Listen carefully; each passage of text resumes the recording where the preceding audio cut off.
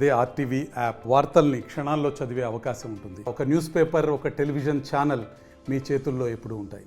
జగన్మోహన్ రెడ్డి 101, 175, 101, 175 అని గొంతు చించుకొని మరీ అరిసేవాడివే. ఈరోజు ఎక్కడున్నావు జగన్మోహన్ రెడ్డి?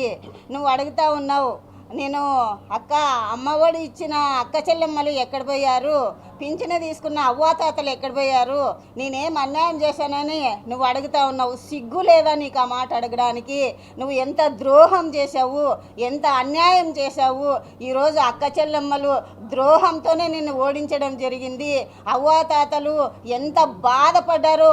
నువ్వు 3000 పింఛను ఇస్తానని చెప్పి జగన్మోహన్ రెడ్డి 250 రూపాయలు మాత్రమే పెంచావు. నీకు అది గుర్తు లేదా? ఈరోజు నువ్వు రాక్షస పాలన సాగించడం వల్లే నిన్ను గద్దె దించడం జరిగిందని చెప్పి కూడా జనసేన పార్టీ తరఫున తెలియజేస్తా ఉన్నాం. ఈరోజు మా పవన్ కళ్యాణ్ అన్నయ్య గారు అత్యధిక మెజారిటీతో గెలిచినందుకు చాలా సంతోషంగా ఉంది. ఈరోజు చాలా సంతోషపడుతున్నాం మేము. జగన్మోహన్ రెడ్డి, నీకు చిప్ప కూడా, ఇంకా నువ్వు జైల్లో చిప్ప కూడా తినాల్సిందే. నీ జీవితం అంతా నువ్వు జైల్లోనే గడిపేస్తావు. జగన్మోహన్ రెడ్డి, గుర్తుపెట్టుకో, నువ్వు 101, 175 కాదు. మేము ఆ రోజే అన్నాము, 2024లో వేర్ ఆర్ యు వైసీపీ అని అన్నాం మేము. అది ఈరోజు ఖచ్చితంగా అయింది. నీకు 10 సీట్లకే పరిమితం అయిపోయావు. సిగ్గుంటే నీకు, నువ్వు బతకడమే వేస్ట్. నువ్వు సూసైడ్ చేసుకొని ఆత్మహత్య చేసుకుంటేనే బాగుంటుందని చెప్పి కూడా తెలియజేస్తున్నాను. అంతేకాదు జగన్ రెడ్డి, నువ్వు అయిపోయింది, నీ పని అయిపోయింది.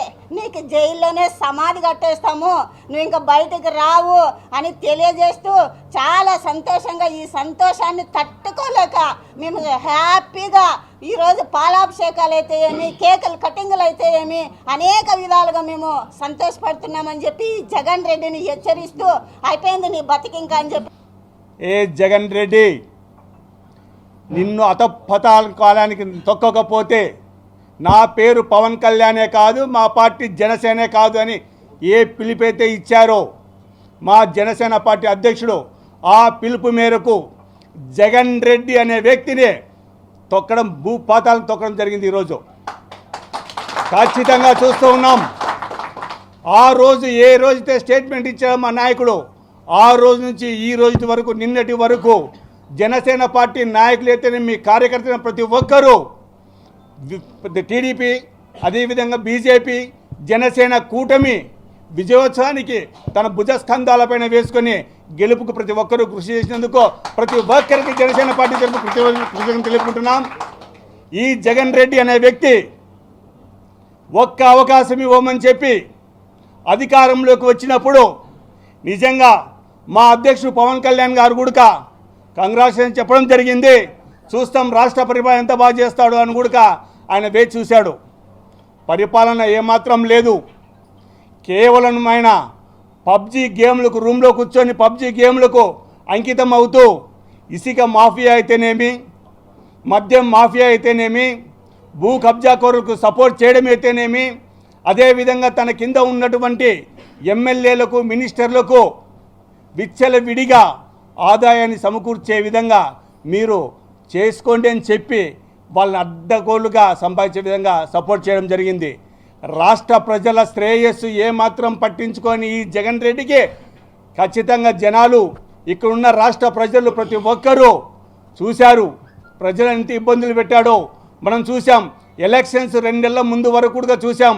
అంగన్వాడీ టీచర్లు అయితేనేమి, ఆశా వర్కర్లు అయితేనేమి, ఈ ఉద్యోగం చేస్తున్నటువంటి ఎంప్లాయీస్ కూడా జీతాలు కూడా సరిగ్గా రాలేదని చెప్తే వాళ్ళను కూడా భయపడించడం జరిగింది.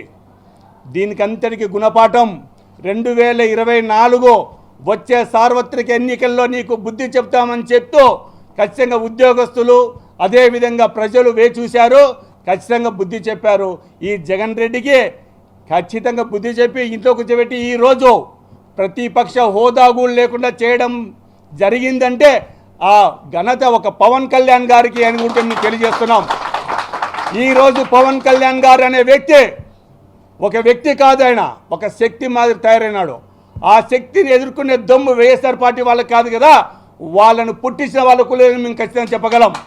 ఈరోజు తెలుగుదేశం, జనసేన, బీజేపీ కలయికలో వైసీపీ పాలనకు చరం గీతం పాడాం.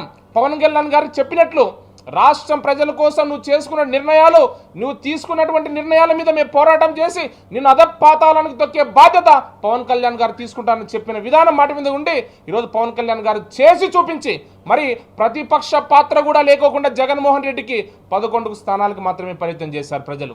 వీటిని ప్రజలకు కూడా మేము తెలియజేస్తా ఉన్నాం. మీరు రాష్ట్ర ప్రజలను దృష్టిలో పెట్టుకొని మీకు కూటమికి ఒక అధికారం అప్పచెప్పినందుకు జనసేన పార్టీ ద్వారా మరి ఒక్కసారి ధన్యవాదాలు తెలియజేసుకుంటూ